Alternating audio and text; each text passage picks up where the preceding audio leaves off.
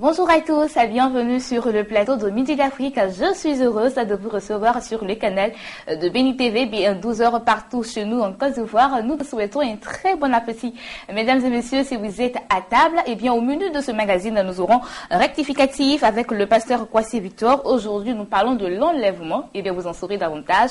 Et je rappelle que cette rubrique rectificatif vous permet de rectifier vos différents comportements et ce, en tant qu'enfant de Dieu. Et enfin, nous allons terminer ce magazine avec Espace Annonce. Je vous laisse en compagnie de cette très belle plage musicale. À tout de suite avec le pasteur Kwasi Victor.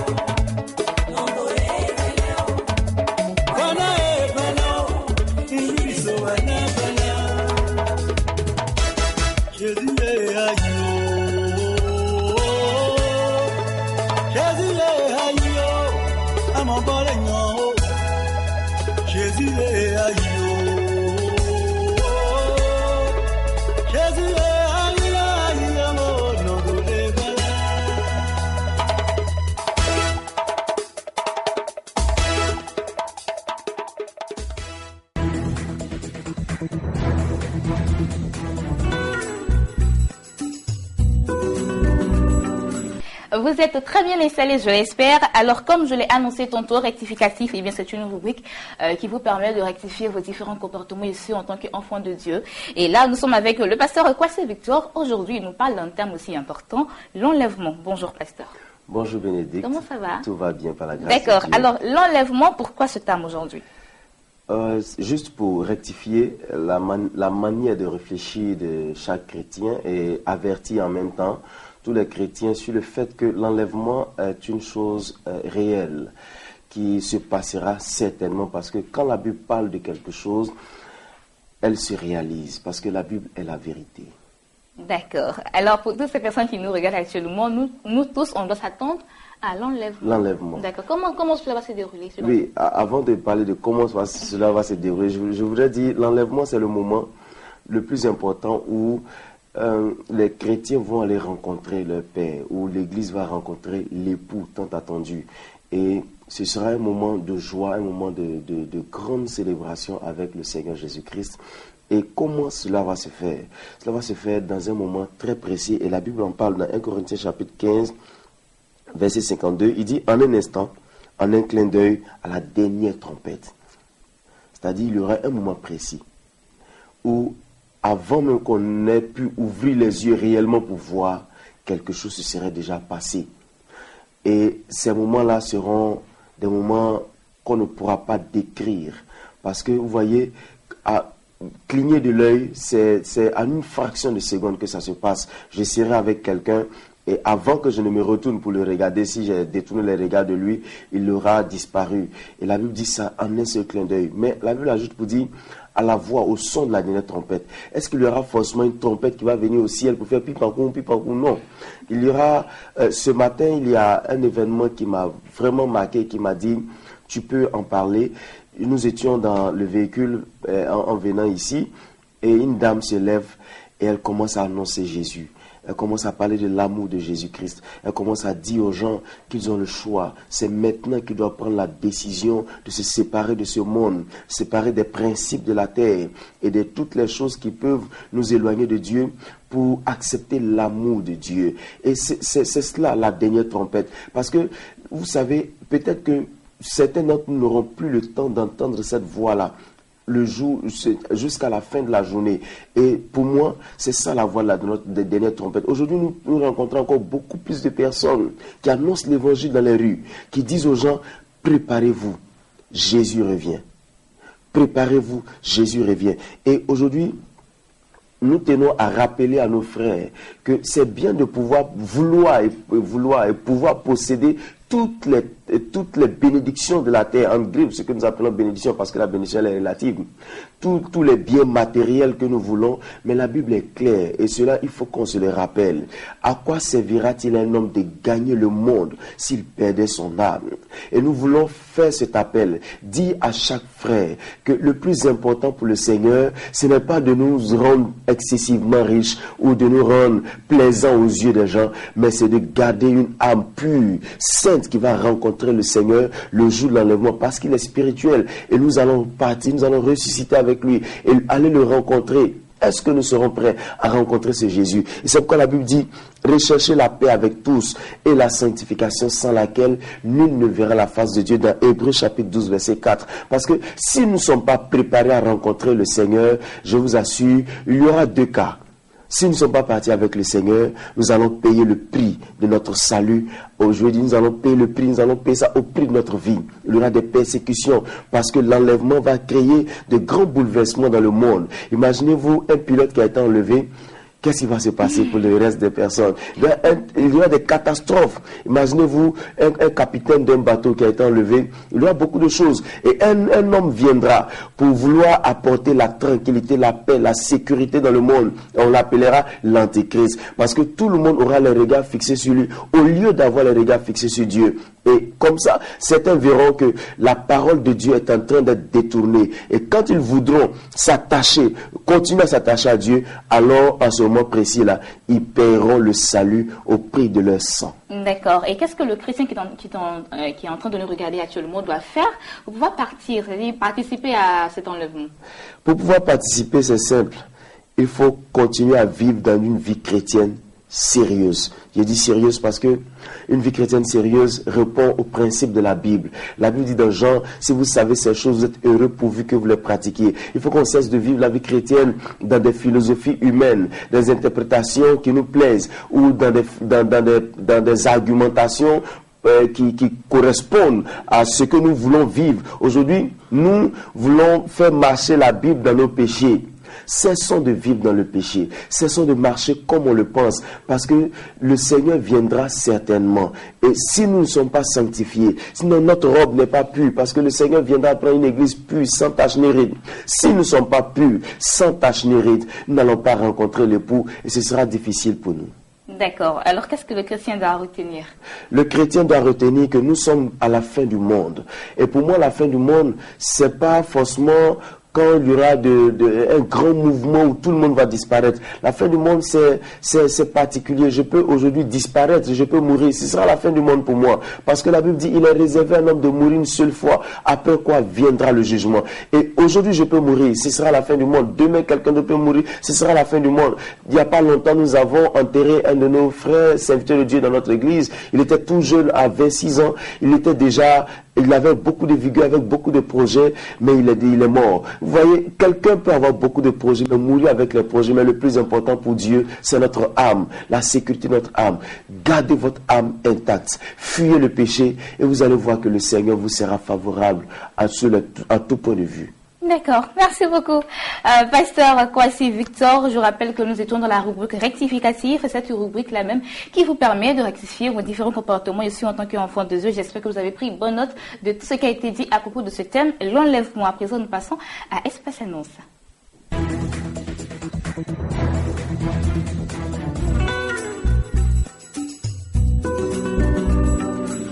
Espace Annonce, aujourd'hui, nous démarrons avec le révérend Stéphane Bogui. Il est de l'ambassade des vainqueurs.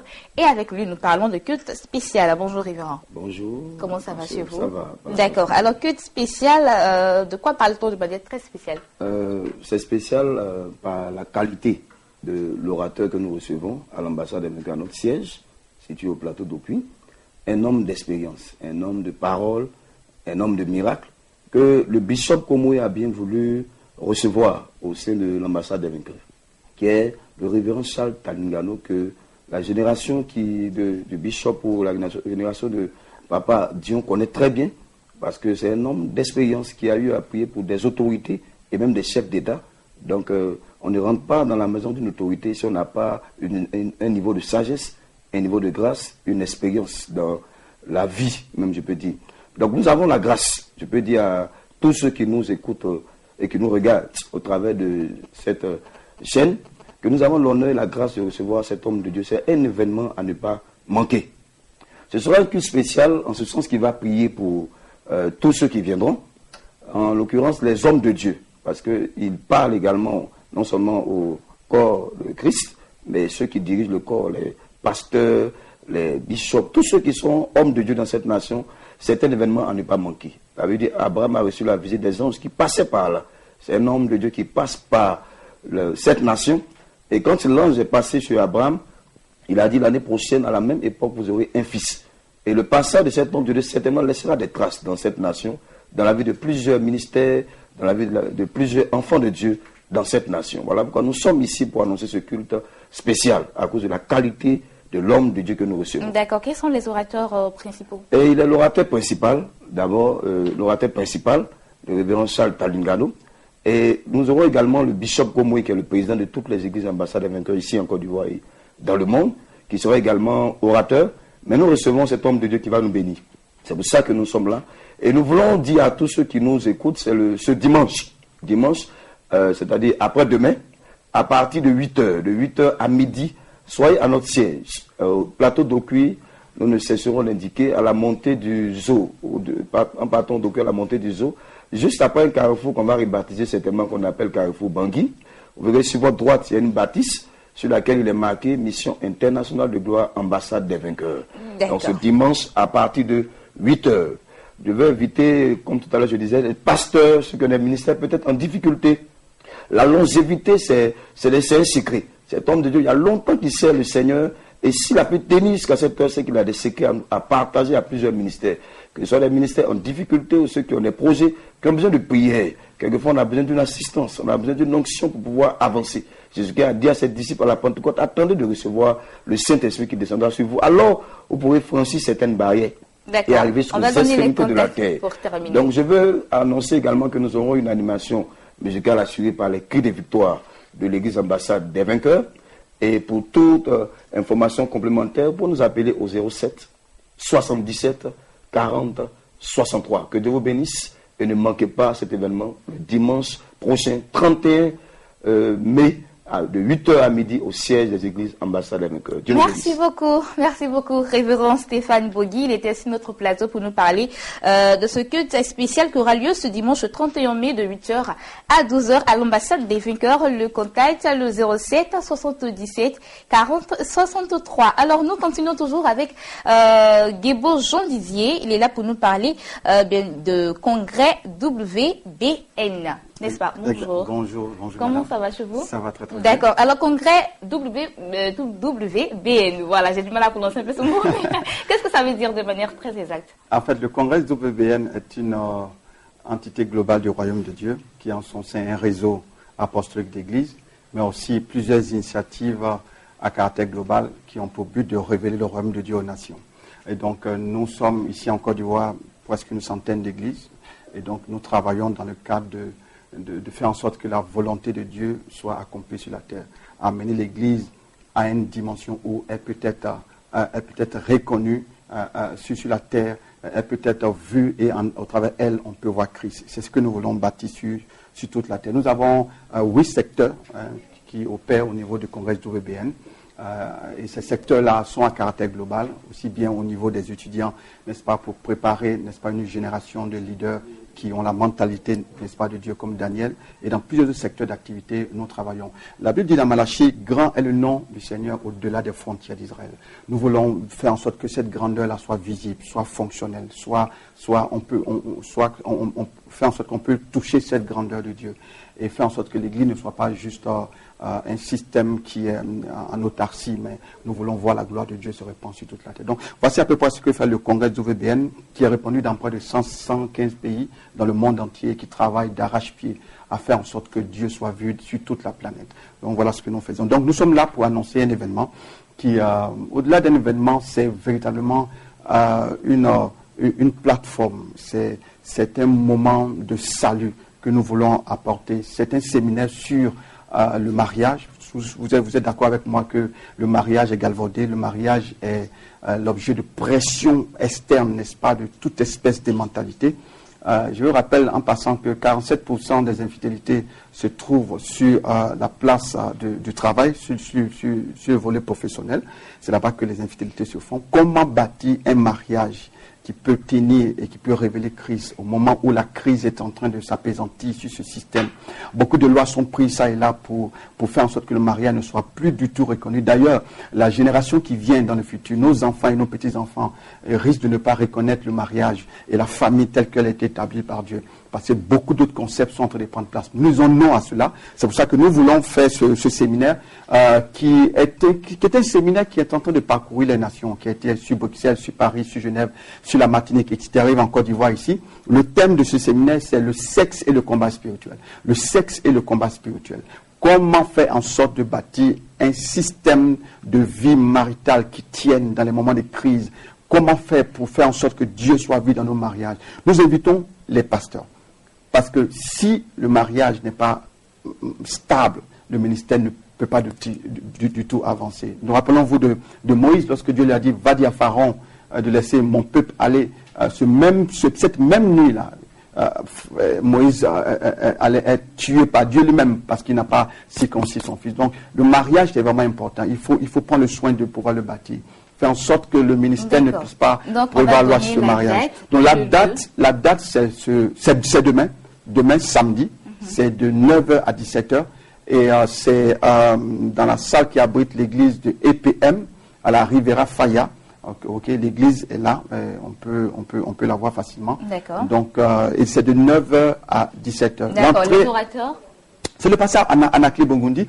Le pasteur Anakli Bongundi est responsable, n'est-ce pas, de la francophonie dans le monde du congrès d'OVBN. L'entrée est payante. Et l'entrée est payante, c'est 20 000 francs. Et nous croyons que ces 20 000 là, en fait, c'est pour tout ce qui est logistique, parce que ce sont les mariés qui vont venir. Il y aura un déjeuner aussi qui sera donné afin qu'on puisse tenir jusqu'à 9h jusqu'à 17h. Les contacts? Alors, le contact, c'est 07 90 53 72. 07 90 53 72. Je vais laisser un dernier appel. Tu m'écoutes, tu me vois. Ce n'est pas un événement qui est banal. Ok, Dieu veut parler à ton cœur, Dieu veut parler à ton couple. Tu es là, tu es peut-être brisé, tu présentes une façade de joie à l'extérieur, mais quand tu rentres à la maison, il y a de la crainte parce que ton couple est en train d'être fracturé. C'est un moment important pour toi. Fais le pas, prends le risque, je dirais, mets ta foi en action, viens ce jour-là et tu seras restauré, tu resteras vraiment béni. Nous bénissons le Seigneur pour cela. Ok, merci beaucoup Guébo Jean Didier. Il est du congrès WBN et il était sur notre plateau pour nous parler de ce séminaire pour les couples mariés qui aura lieu demain samedi à la salle église EPM 6 à la Rivera Faya. Le contact, le 07 90 53 72. Moi, c'est ici que je vous dis au revoir. J'ai été très heureuse d'être en votre compagnie en ce midi. On vous souhaite toujours un très bon appétit si vous êtes également à table. Alors on se dit à lundi et que Dieu vous bénisse.